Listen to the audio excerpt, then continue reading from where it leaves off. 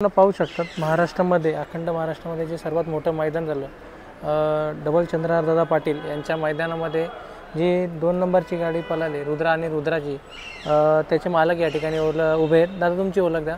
नमस्कार, मी निरंजन चव्हाण, माझं गाव आडगाव राजा, तालुका सिंदखेड राजा, जिल्हा बुलढाणा।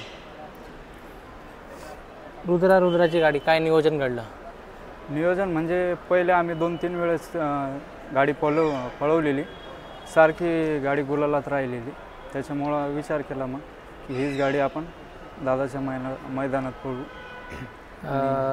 कसा आता किती वाजता तुम्ही तिकडून इकडे यायला निघाले? हां, नाही बैल इकडं पप्पू दादांच्या इथं राहतो। हां, तेच नियोजन वगैरे सगळं तेच करतात, ते बघतो। मैदानातला काय किस्सा एखादा वगैरे? मैदानातला किस्सा म्हणजे काय एखादा क्षणमीन असा झालेला?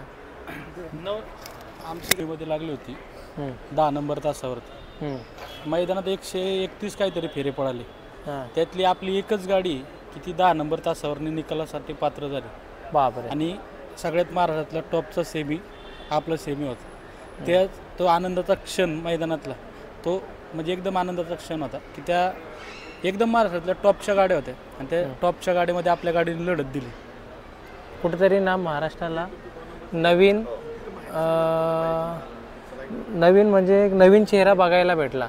हो, महाराष्ट्राला काय सांगाल? नाही, नवीन चेहरा म्हणता येणार नाही तसं। ह्याच्या आधी आपली गाडी 4 मैदानं पळाली होती, 4 मैदानापैकी 3 मैदानात गाडी सलग गुलालात आहे, त्यामुळे तीच गाडी आपण आणली। कुठेतरी ना हा बक्षीस ना सातारा भागातून जाताना संभाजीनगर बुलढाणा या साईडला गेलं, काय सांगाल? नाही, आता ज्याचा पळतोय त्याला भेटणारच आहे, जो पळतोय तो सिद्ध करून दाखवतो। असं काय नाही, आपल्या सातारा भागातल्या बी गाड्यांना बक्षीस भेटलंय, पुण्यातल्या बी गाडीला भेटलंय, असं काय नाही। ज्यांचा पळणार आहे त्याला बक्षीस भेटणारच आहे, असं काय नाही। आनंद आहे आम्हाला। पर्व 3 काय सांगाल त्याबद्दल?